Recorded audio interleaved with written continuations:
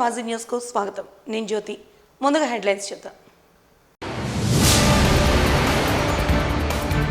భారత రక్షణ రంగంలో అత్యవసర సమయాలలో విపత్తులను ఎదుర్కొనేందుకు సిద్ధం. డిసెంబర్ 4న చేపట్టనున్న నేవీ డే వివరాలు వెల్లడించిన తూర్పు నావికా దళాధిపతి రాజేష్ పెంతర్కర్ వెల్లడి.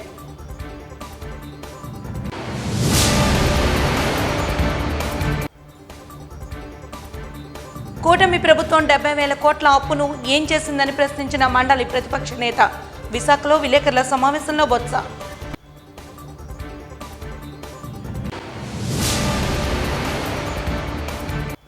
అక్రమంగా ఆన్లైన్ ద్వారా పార్సల్ చేసిన 122 కేజీల గంజాయి స్వాధీనం. వివరాలు వెల్లడించిన డీసీపీ 2 అజిత వేజంతల.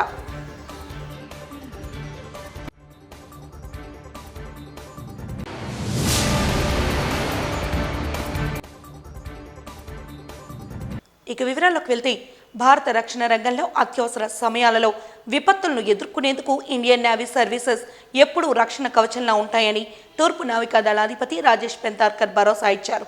ఏటా డిసెంబర్ 4న చేపట్టనున్న నేవీ డే సందర్భంగా ఆయన దేశ ప్రజలకు శుభాకాంక్షలు తెలిపారు.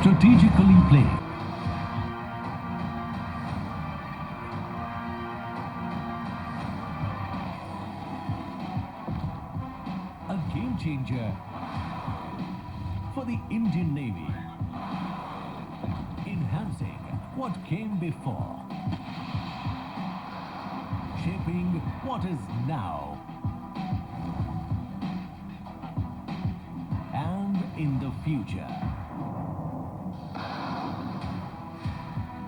A combat ready, credible, cohesive, and a future-ready force.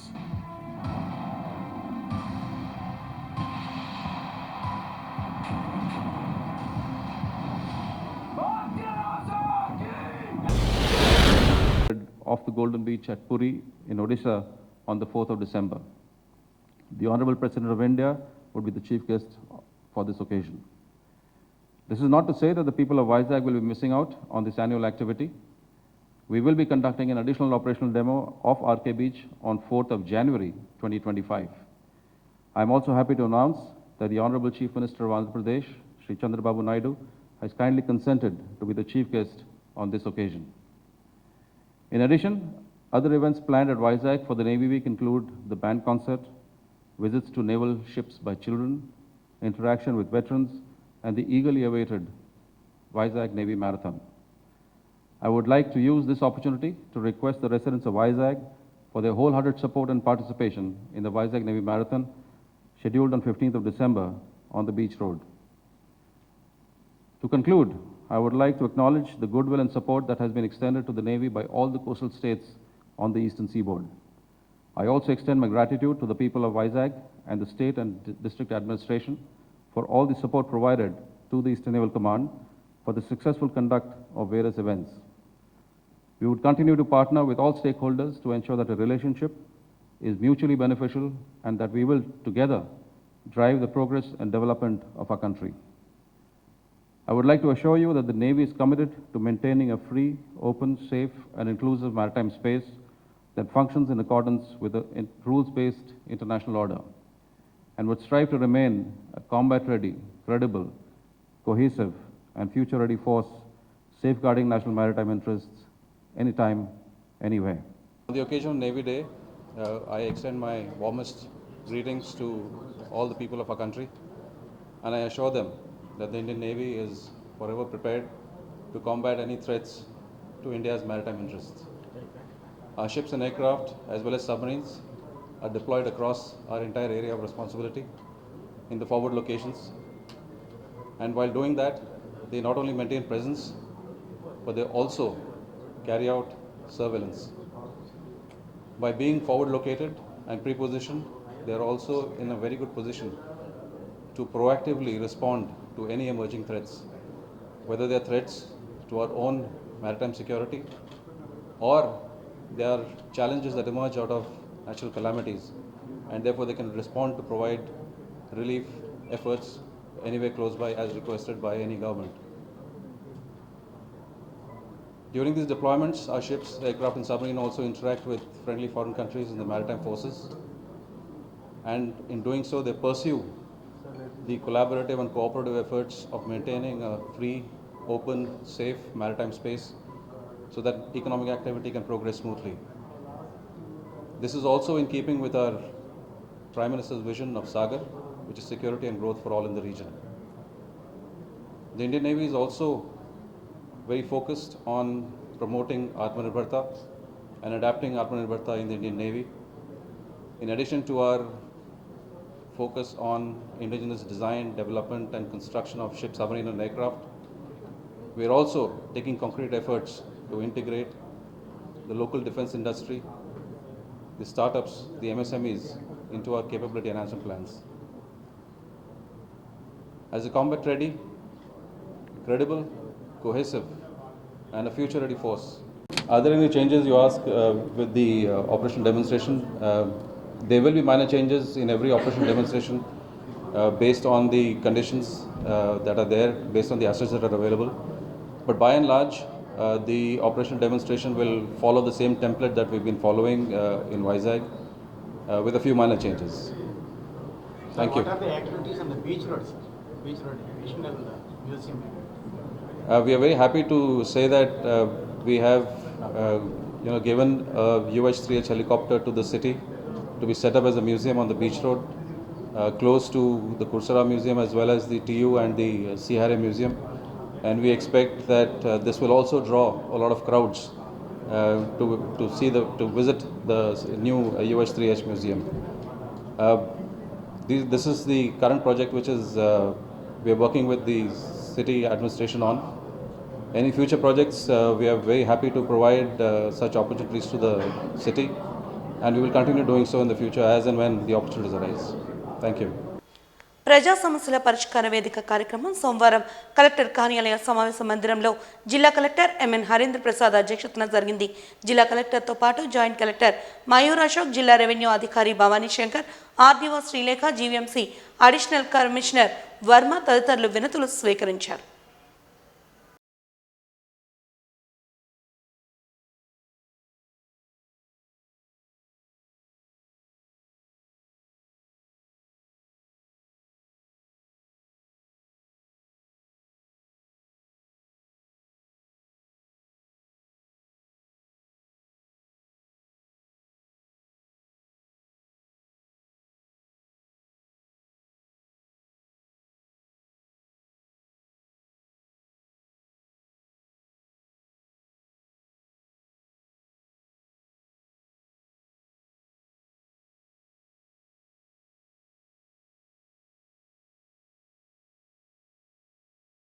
రాష్ట్ర ప్రభుత్వం ప్రతిష్టాత్మకంగా నిర్వహిస్తున్న ప్రజా సమస్యల పరిష్కార వేదిక పీజీఆర్ఎస్కు 90 వినతులు వచ్చాయని నగర మేయర్ గొలగాని హరివెంకట కుమారి పేర్కొన్నారు.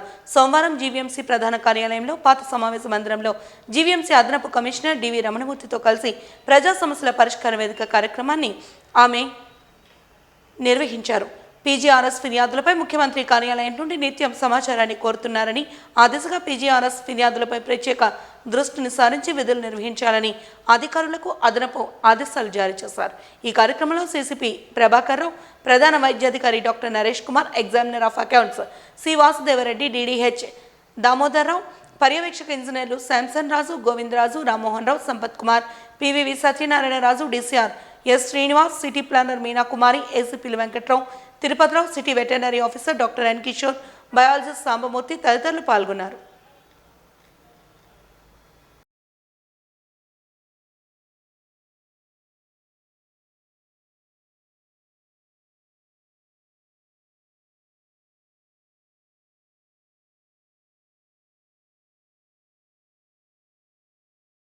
ఇరవై డిమాండ్లతో కూడిన వినతి పత్రాన్ని విశాఖ డైరీ యాజమాన్యానికి అందించామని, కేవలం 2 డిమాండ్లను మాత్రమే వారు ఆమోదించడంతో సమ్మెకు నోటీసులు అందించామని సిఐటియు నాయకులు తెలిపారు.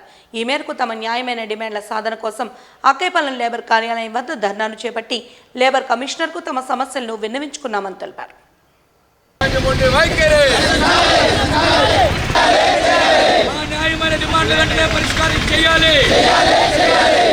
న్యాయమైన డిమాండ్లు వెంటనే పరిష్కారం చేయాలి.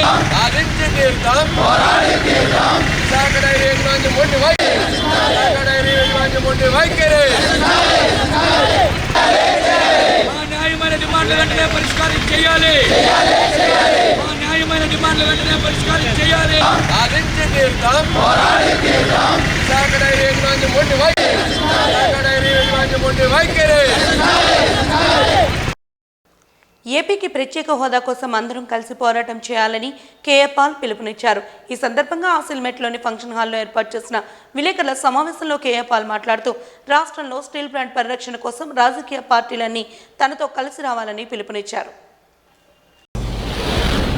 నేను 2016లో నా మిత్రుడైన ట్రంప్కి మద్దతు ఇవ్వడం మీరు చూశారు.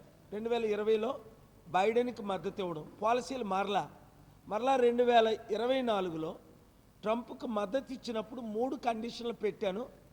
మీరు మనకి ఇక్కడ ఉన్న మెయిన్ ఛానల్లో ఉజ్జల్ న్యూజెర్సీ ద్వారా ఇంటర్వ్యూ తీసుకోవడం మీరు చూశారు. ఎలక్షన్ ముందు 3 కండిషన్లో 2 ఒప్పుకున్నారు, 3 ఒప్పుకోలేదు. అందుకనే నేను చివరి వరకు మద్దతు ఇవ్వలేదు, చివరికి ఇచ్చాను ట్రంప్కు మిత్రుడిగా. ఎందుకు అంటే ఈ వీసాల దగ్గర ఆయనకి నాకు గొడవ వచ్చింది 10 days ముందు కూడా. మరి ఆయన పాలసీ ఏంటి? ఇల్లీగల్ ఎవరుంటే వారు, దాదాపు 7-8 లక్షల మంది ఇండియన్స్ ఇల్లీగల్గా అక్కడ ఉన్నారు. దాదాపు 50 లక్షల మంది భారతీయులు ఉన్నారు. అందులో 7-8 లక్షల మంది ఇల్లీగల్గా ఉన్నారు. వాళ్ళని తిరిగి పంపించేస్తామని ఆయన మాట ఇచ్చారు.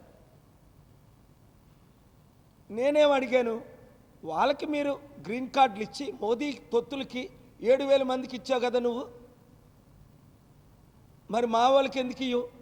అందులో ఎక్కువ మంది పంజాబీసు, తెలుగు వాళ్ళు, గుజరాతీలే ఉన్నారు. ఆయన ఒప్పుకోలేదు. ఇంకా కమలా హ్యారిస్ పాలసీ ఇంకా వరస్ట్ అని. ఈ 2 party సిస్టమ్ ఇక్కడ ఎలాగా? వైసీపీ టీడీపీ, వైసీపీ కూటమి, టీడీపీ కూటమి.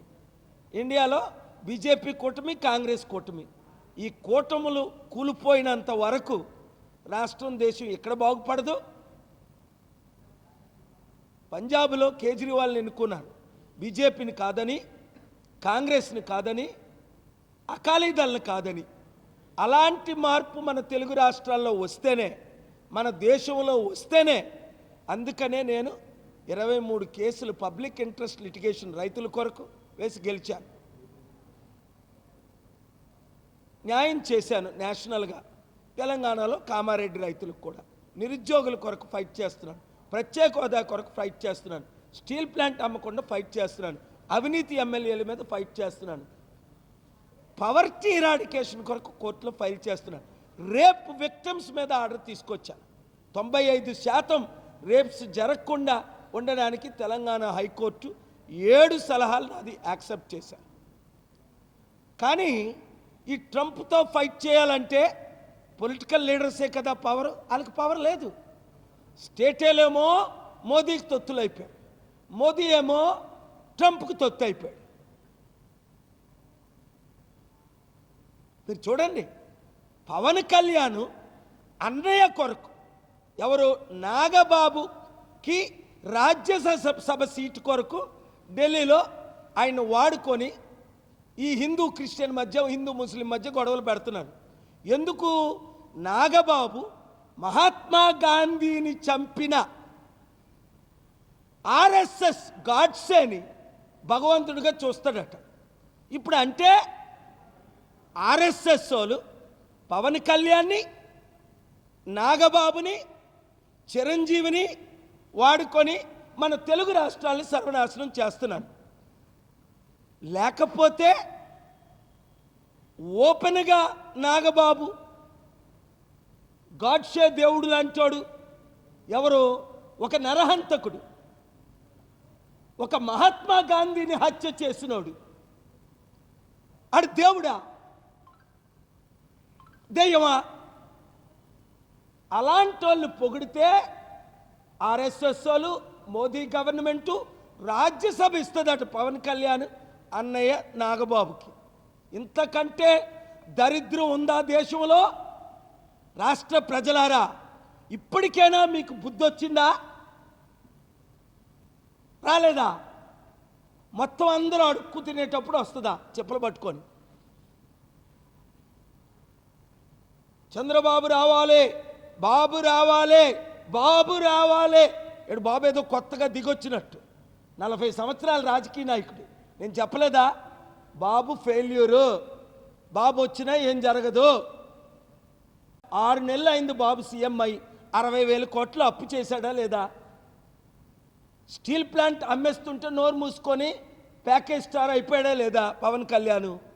ఒక్కసారైనా స్టీల్ ప్లాంట్ని ఆపడానికి మోదీతో గొడవ చేశాడా? కౌంటర్ వేశారా?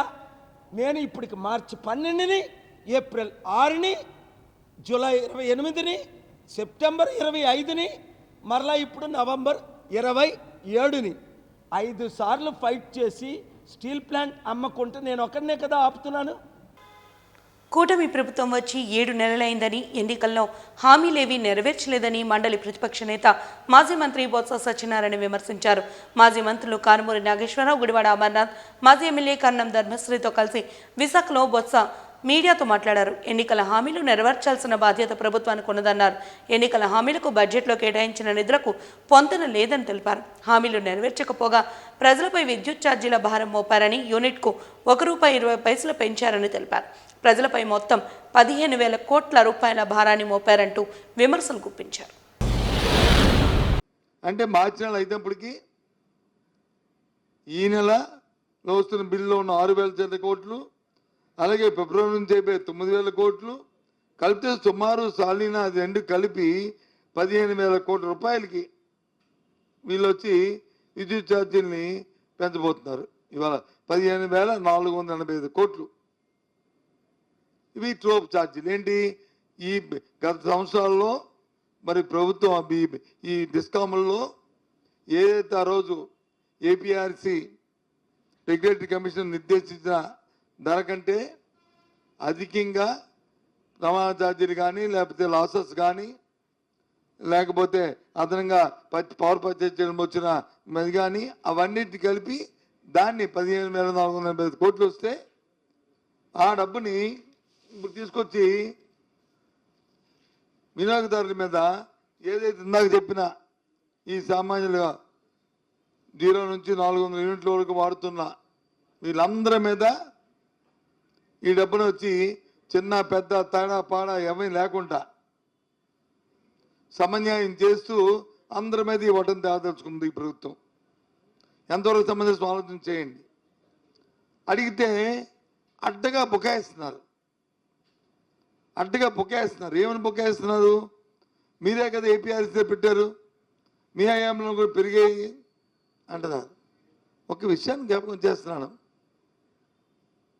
ఇక్కడ ఉన్న ఆ నాయకులకి మీ ద్వారా రేపు ఇంక మళ్ళీ దీని తర్వాత అడగబోయే పత్రికా సోదరులకు కూడా, వాళ్ళకి కూడా ముందుగా చెప్తున్నాను, వాళ్ళకి కూడా మీకు కూడా ఇవన్నిటినీ ఓవర్కమ్ అయ్యాయి కదా. మాకు చాలా తెలివితేటలు ఉన్నాయి, మాకు సంపద సృష్టి తెలుసు, అద్భుతమైన మాకు ఆలోచనలు ఉన్నాయి, మాకు వచ్చి అనుభవం ఉంది అని కదా ప్రజల్ని మభ్యపెట్టి మోసం చేసి వీటికన్నిటికీ మీరు ముందుకు వచ్చారు.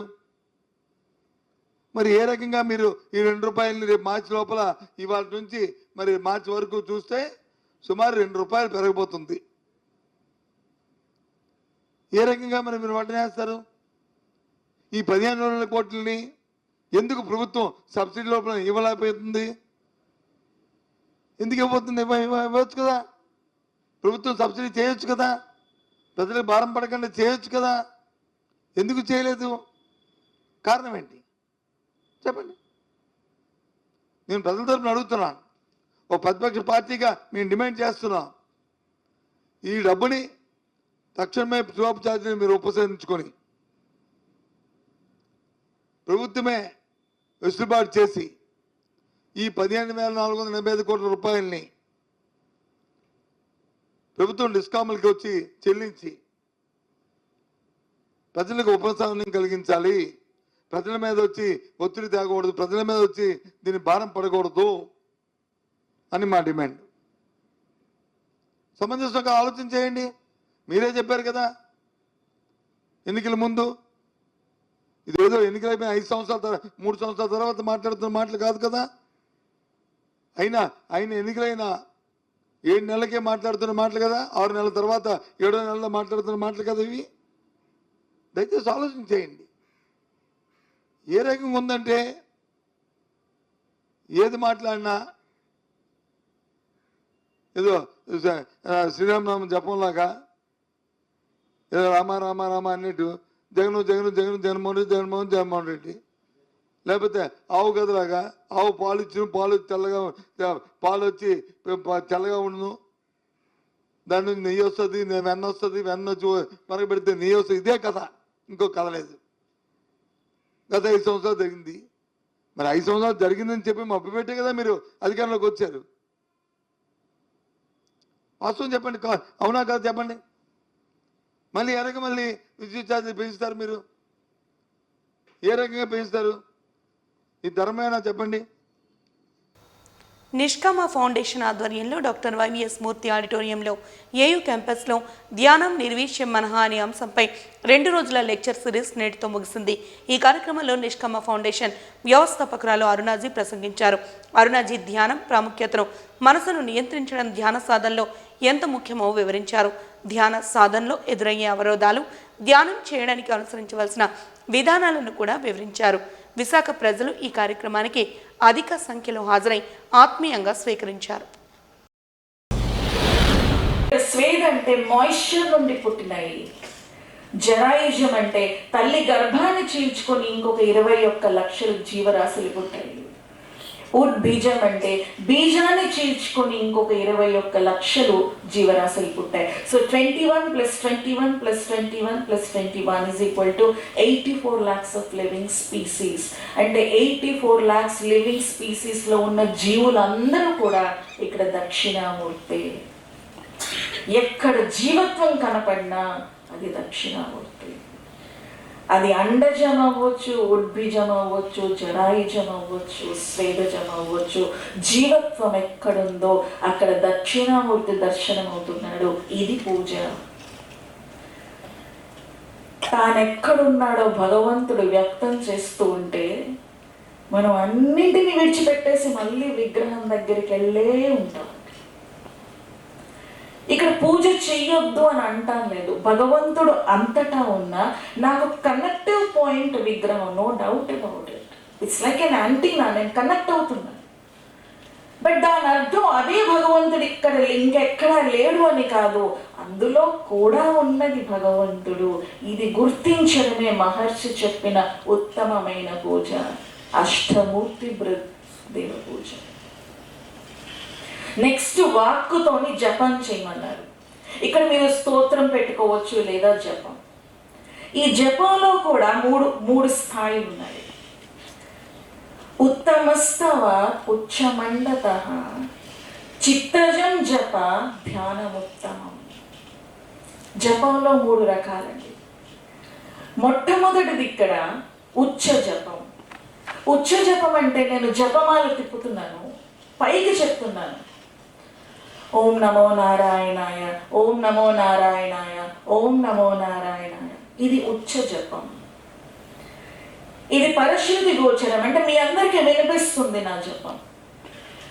ఉచ్చ జపం కన్నా శ్రేష్టమైనది మంద జపం అంటున్నారు. ఇక్కడ మంద జపం అంటే ఇది స్వశృతి గోచరం. నేను నెమ్మదిగా మంత్రం చెప్పుకుంటున్నాను, అది నాకే వినిపిస్తుంది. నా పెదవులు కదులుతున్నట్టు మీకు తెలుస్తుంది, కానీ నా మంత్రం ఇంకెవరికి వినపడటం లేదు. ఇది స్వశృతి గోచరం, నాకే వినిపిస్తుంది. భగవంతునితో మనం కనెక్ట్ అవటానికి దాంట్లో పూజ, స్తుతి, జపం, ధ్యానం అనేది ఉంటాయండి. పూజలో సంసారం ఎక్కువ, ఎన్నో సామాన్లు మనం దగ్గర చేసుకొని పూజ చేస్తాం. చాలా మనకి దాంట్లో శ్రమ ఎక్కువ, కలిగే ఫలితం తక్కువ. దీనికన్నా కొంచెం ఉత్తమైంది స్తుతి అండి. అంటే మనం విష్ణు సహస్రనామం కానీ లక్ష్మీ సహస్రనామం కానీ ఇది ఉచ్చరించటంలో ఏమవుతుందంటే ఈ పూజకి సంబంధించిన సామాన్లన్నీ పడిపోతాయి. ఉట్టి ఒక పుస్తకం మన చేతిలో ఉంటుంది. దీనికన్నా స్తుతి కన్నా ఒక స్టెప్ ఎదిగితే మనకి జపం అండి. జపం అంటే మనం ఒక్క నామం, ఇన్ని సహస్రనామాలు పడిపోయి ఒక్క నామం మిగిలి మనం ఆ ఒక్క నామం మీద జపిస్తూ ఉంటాం. ఒక్క ఓం నమ శివాయో, ఒక శ్రీమన్నారాయణ అనో, ఇది ఒక్క నామంతో మనం జపిస్తూ ఉంటాం. సో ఇది ఉత్తమైనది. వీటిలన్నిటికన్నా ఉత్తమైనది ధ్యానం అండి. అక్కడ ఎవ్వరూ ఉండరు, వాట్ ఈస్ దేర్, అందరూ ధ్యానం చేశాక ధ్యానంలో ఏముంటుంది అంటే అక్కడ ఏమీ ఉండదండి. అక్కడ నిశ్శబ్దం అనేదే ఉంటుంది. రెండు అక్షరాల మధ్యన రెండు ఓంకారాల మధ్యలో ఉన్న స్పేస్లోనే మనం మనకి భగవంతుడు దొరుకుతాడండి. సో ఇవన్నీ కూడా ఇవాళ మేడం మనకి స్పష్టంగా తెలియచేశారు. ముఖ్యంగా ధ్యానం ఎందుకు అన్నిటికన్నా ఉత్తమైన సాధనం అనే విషయంపై చాలా చెప్పారు. అండ్ ఆత్మ గురించి కూడా చెప్పారు. మనము భగవంతుడు ఒకటి అనేది ఎప్పుడైతే మనం యాక్సెప్ట్ చేయగలమో అప్పుడే మనకి నిజమైన ధ్యాన సాధన కుదిరి అది సమాధిలోకి వెళ్తామండి. అప్పటి వరకు ధ్యానం అంటారు. భగవంతుడు మనము ఒకటే అని మనం గ్రహించినాడు అది సమాధి స్థితి అంటారండి. సో ఉత్తరాంధ్ర కల్పవల్లి శ్రీ శ్రీ కనక మహాలక్ష్మి అమ్మవారి మార్గశిర మాసోత్సవ పూజలు సోమవారం ప్రారంభమయ్యాయి. దక్షిణ నియోజకవర్గ ఎమ్మెల్యే వంశకృష్ణ శ్రీనివాస్ అమ్మవారికి ప్రత్యేక పూజలు, అభిషేకం నిర్వహించి జ్యోతి ప్రజ్వలన చేశారు. ఈ సందర్భంగా ఆలయ ఈవో శోభారాణి సిబ్బంది ఎమ్మెల్యేకు సాదర స్వాగతం పలికారు. అనంతరం ఆలయ అర్చకులు ప్రత్యేక పూజలు నిర్వహించి అమ్మవారికి పసుపు, కుంకుమ, పాలు, పూలతో అభిషేకాన్ని నిర్వహించి హారతి ఇచ్చారు. ఎమ్మెల్యే మాట్లాడుతూ సోమవారం నుంచి ఈ నెల 30 వరకు అంగరంగ వైభవంగా అమ్మవారి సేవలో అనేక మంది భక్తులు పాల్గొంటారని, అమ్మవారి సేవల్లో పాల్గొనడం అదృష్టంగా భావిస్తున్నానన్నారు. ఈ ఆలయ అభివృద్ధితో పాటు భక్తులకు మరిన్ని సౌకర్యాలు కల్పించేందుకు కృషి చేస్తానని ఎమ్మెల్యే హామీ ఇచ్చారు. కార్యక్రమంలో కార్పొరేటర్లు, కూటమి వార్డు అధ్యక్షులు, కూటమి శ్రేణులు, నాయకులు, ఆలయ ఏఈఓ తిరుమలేశ్వరరావు, ఈఈ వెంకటరమణ తదితరులు పాల్గొన్నారు.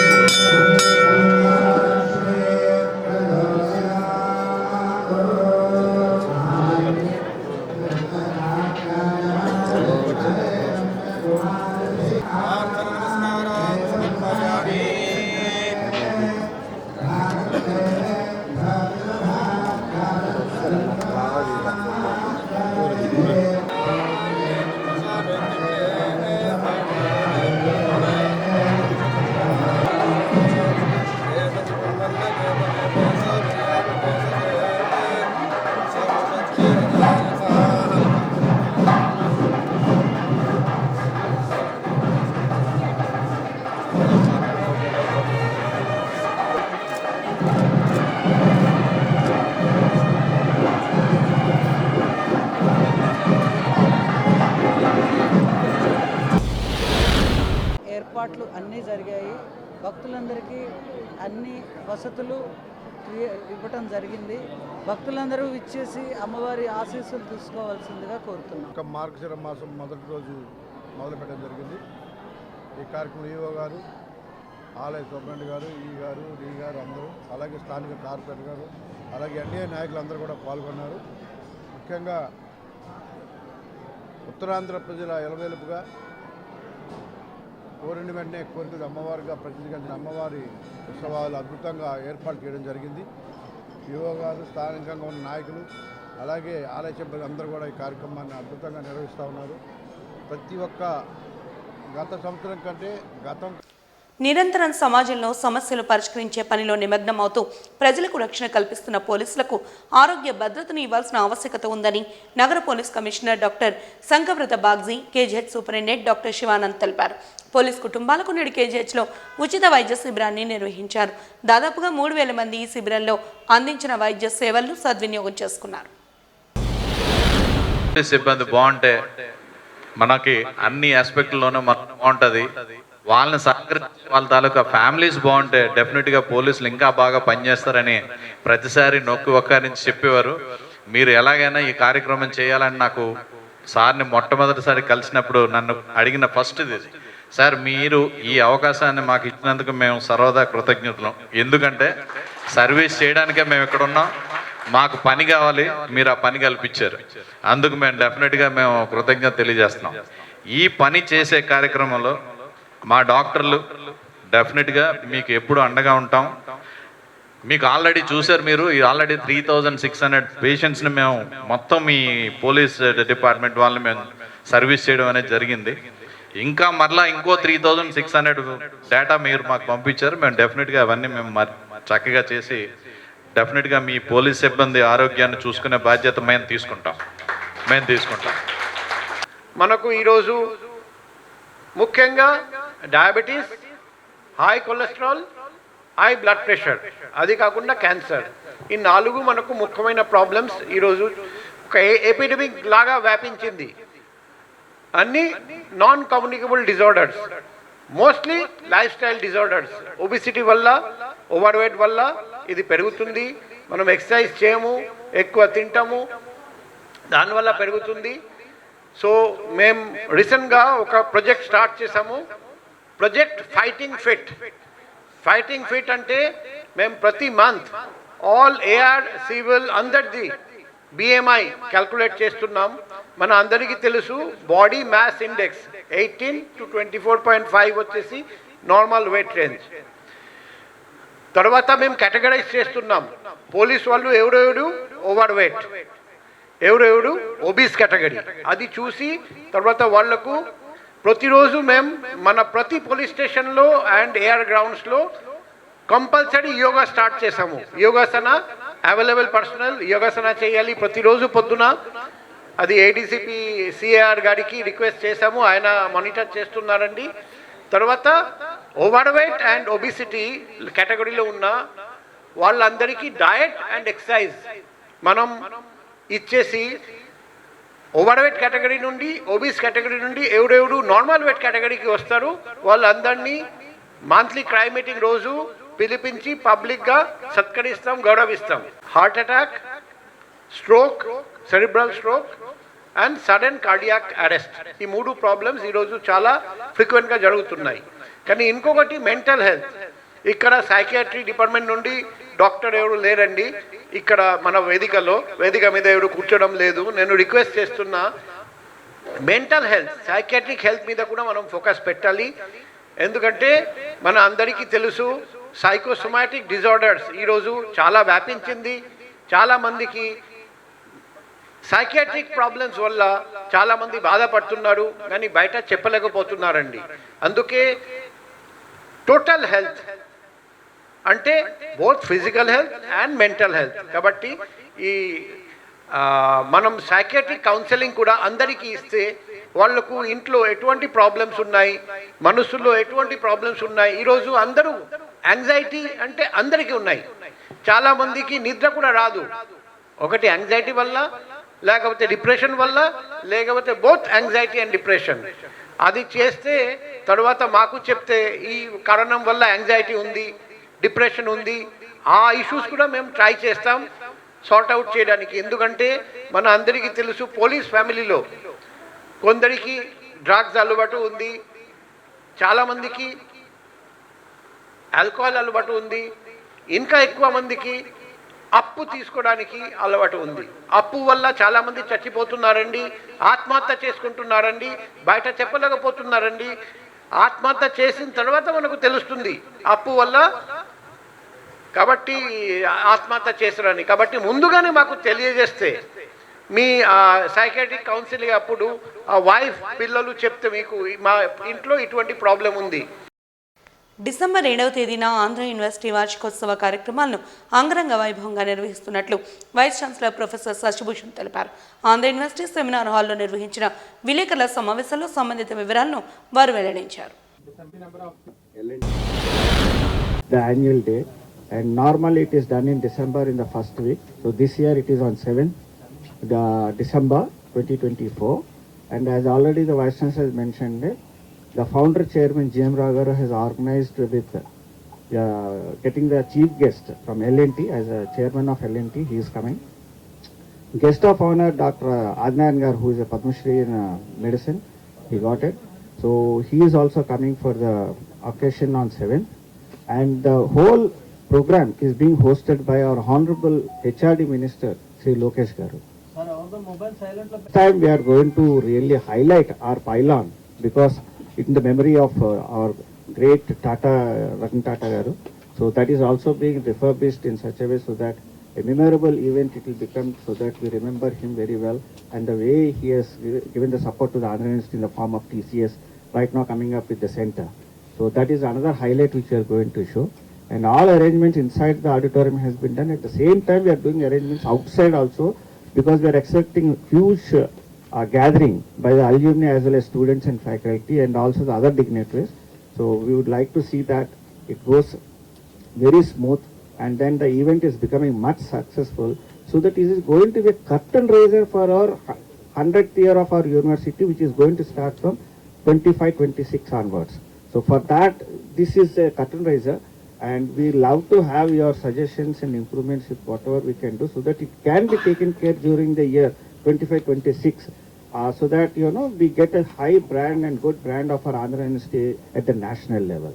So with this I would like to conclude, and I would request our Secretary Chandrasekhar Garu if any other points to be added. మనం ఈ డేట్ చూస్ చేసుకోవడానికి ప్రత్యేకమైన కారణం ఉంది. మన founder vice chancellor sir Kattamanchi Ramalingareddy గారి బర్త్డే, దాని నుంచి ఎవ్రీ ఇయర్ మనం డిసెంబర్ 2nd వీక్లో ఇచ్చేస్తున్నాం. ఈ విషయం కూడా మీరు హైలైట్ చేయొచ్చు. ఈ programme 7th evening 3:30 to 5:15 alumni event ఉంటుంది. Main event starts at 5:30. అది ఒక 2 గంటల కాలం ఉంటుంది. అందులో నారా లోకేష్ గారు, మన హెచ్ఆర్డి మినిస్టర్ గారు, is the host, and SN Subrahmanyam గారు, L&T chairman and chief guest, Padmashri doctor SP Adinarayana గారు guest of honour, and MP Bharat గారు కూడా వస్తున్నారు. సో ఇది వైడ్ పబ్లిసిటీ ఇచ్చి, ప్రాబ్లీ మీలో చాలామంది అల్యూమినస్ ఆఫ్ ఆథరైజ్డ్ అయి ఉంటారు. ఇది వైడ్ పబ్లిసిటీ చేసి ఈ కార్యక్రమం చేస్తాను. ఆదినారాయణ గారు కూడా ఆంధ్ర యూనివర్సిటీ అల్యూమినస్ అవుతారు. రీజన్ ఏంటంటే until national NTR health university వచ్చే వరకు కూడా మెడికల్ కాలేజ్ కూడా ఆంధ్ర యూనివర్సిటీలోనే ఉండేది. సో మన ప్లాన్ ఏంటంటే ఒక చీఫ్ గెస్ట్, ఒక యూనివర్సిటీలో ఒక పాపులర్ అల్యూమినస్నే గెస్ట్ల కింద పిలుద్దాం. విశాఖలో గంజాయి అక్రమ రవాణా వినియోగంపై ఉక్కుపాదం మోపుతున్నారు పోలీసులు. నగర police commissioner doctor Shankhabrata Bagchi ఆదేశాల మేరకు ప్రత్యేక తనిఖీలు నిర్వహించడంతో పాటు అనుమానాస్పదంగా తిరుగుతున్న వ్యక్తులను అదుపులోకి తీసుకుని విచారిస్తున్నారు. వారం వ్యవధిలోనే భారీగా గంజాయిని స్వాధీనం చేసుకున్నారు. నవంబర్ 27 దువ్వాడ పోలీస్ స్టేషన్ పరిధిలో 135 కేజీలు, 28న 102 కేజీల గంజాయిని స్వాధీనం చేసుకున్నారు. కాగా నవంబర్ 29న 2 టౌన్ పరిధిలో 20 కేజీల గంజాయిని స్వాధీనం చేసుకున్నారు. తాజాగా డిసెంబర్ 1న 122 కేజీల గంజాయిని స్వాధీనం చేసుకుని 5గురిని అరెస్ట్ చేశారు. సోమవారం మధ్యాహ్నం పోలీస్ కమిషనరేట్లో జరిగిన మీడియా సమావేశంలో సంబంధిత వివరాలను డీసీపీ 1 అజితా వేజండ్ల వెల్లడించారు. దాన్ని బట్టి మనం ఒక ఆన్లైన్ పార్సల్ బుకింగ్ జరిగింది. కొరియర్ సర్వీస్ ద్వారా ఆన్లైన్గా చేసి వాళ్ళు ఒక లొకేషన్కి వచ్చి ప్యాకేజ్ కలెక్ట్ చేసుకోమని చెప్పారు. సో ఆ ఇన్ఫర్మేషన్ మాకు లభించడం వల్ల వెళ్ళి అక్కడ ఆ టిప్ ఆఫ్ మీద మనం ఆ లొకేషన్కి వెళ్ళాము. మొత్తం 64 packets containing 122 kgs of ganja అక్కడ లభించింది. మొత్తం ఈ దీనిలో A1 to A7 7 మంది ముద్దాయిలు ఉన్నారు. అందులో A1, A2, A3, A4 నలుగురు కూడా బీహార్కి చెందిన వాళ్ళు. వీళ్ళందరూ కూడా అక్కడే అప్రిహెండ్ చేయడం జరిగింది, వాళ్ళని అరెస్ట్ చేయడం జరిగింది. వీళ్ళు లోకల్గా ఒరిస్సాకి చెందిన ఒక అతని దగ్గర మచ్కండ్ అనే డిస్ట్రిక్ట్ నుండి ఆయన దగ్గర నుండి గాంజా ప్రొక్యూర్ చేస్తున్నారు. తీసుకొని అది ఫార్వర్డ్ లింక్ ఢిల్లీలో ఉంది, ఢిల్లీకి ట్రాన్స్పోర్ట్ చేస్తున్నారు త్రూ కొరియర్ సర్వీసెస్. సో రీసెంట్గా లాస్ట్ వీకే మేము కొరియర్ అండ్ పార్సల్ సర్వీసెస్ అందరితోనూ నార్కోటిక్స్ కంట్రోల్ బ్యూరోతో పాటు ఒక సెషన్ చేయడం జరిగింది. వాళ్ళందరికీ చెప్పటం జరిగింది that any kind of suspicious parcel అయినా ఎటువంటి బుకింగ్స్ ఏమైనా ఉంటే మాకు వెంటనే చెప్పమని చేయటం జరిగింది. వాళ్ళు ఇచ్చిన టిప్ ఆఫ్తో వెంటనే ఈ 122 kgs ఆఫ్ గాంజా కేసుని రిజిస్టర్ చేయటం జరిగింది. సో చాలా స్విఫ్ట్గా అండ్ స్మార్ట్గా యాక్ట్ చేసి 2 టౌన్ పోలీస్ స్టేషన్ సిబ్బంది ఈ ముఠాని మొత్తం 4 వెంటనే అరెస్ట్ చేశారు విదిన్ 1 day. అండ్ మిగతా బ్యాక్వర్డ్ లింకేజ్ ఒరిస్సాకి చెందిన వ్యక్తి ఉన్నారు, అతన్ని కూడా మేము అప్రహెండ్ చేస్తాము. అలానే ఫార్వర్డ్ లింకేజెస్ ఢిల్లీలో ఉన్నారు, వాళ్ళని కూడా ఇన్వెస్టిగేషన్లో తీసుకొచ్చి అరెస్ట్ చేయడానికి అన్ని ప్రయత్నాలు జరుగుతున్నాయి. And with regard to NDPS మనం సిటీలో చాలా కృషి చేస్తున్నాము. Maximum number of cases book చేస్తున్నాము. ఎక్కడ చాలా చెక్ పోస్ట్ ఉన్నాయి, ప్రస్తుతం లర్కింగ్ బీట్స్ ఉన్నాయి. ఎక్కడైనా కానీ information especially railway stations, bus stands వీటిల్లో ఉండేది ప్లస్ బార్డర్స్ నుండి వచ్చేది మనం because we are very close to ASR district and important transport route కాబట్టి any information or any transit రూట్లో ఉన్నవన్నీ కూడా మనం ఈ టిప్ ఆఫ్స్ మీద అండ్ మన ఇన్ఫర్మేషన్ మీద we are trying to book maximum number of cases అండి. అలాంగ్ విత్ దిస్ మీ అందరికీ కూడా తెలుసు వెరీ రెగ్యులర్గా లాడ్జెస్ చెకింగ్ నడుస్తుంది, 2-wheeler 4-wheeler పెట్రోలింగ్ ఇంక్రీజ్ అయింది. And then PIT NDPS and PD act proposals ఇవన్నీ కూడా CP సార్ దగ్గరికి పంపించడం జరుగుతుంది. So with an iron fist మనం విశాఖపట్నం సిటీ పోలీస్ గాంజా మీద వీఆర్ ఫైటింగ్. వాజింగ్ న్యూస్ ముగించే ముందు హెడ్లైన్స్ మరొకసారి చూద్దాం. భారత రక్షణ రంగంలో అత్యవసర సమయాలలో విపత్తులను ఎదుర్కొనేందుకు సిద్ధం. డిసెంబర్ 4న చేపట్టనున్న నేవీ డే వివరాలు వెల్లడించిన తూర్పు నావికా దళాధిపతి రాజేష్ పెంతర్కర్ వెల్లడి.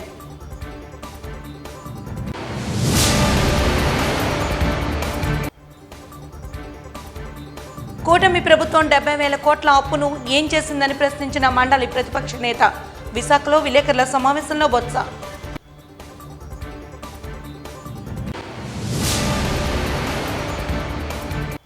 అక్రమంగా ఆన్లైన్ ద్వారా పార్సల్ చేసిన 122 కేజీల గంజాయి స్వాధీనం.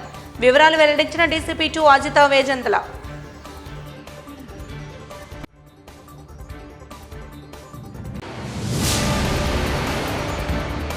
వాజీ న్యూస్ ఇంతటితో సమాప్తం. నమస్కారం.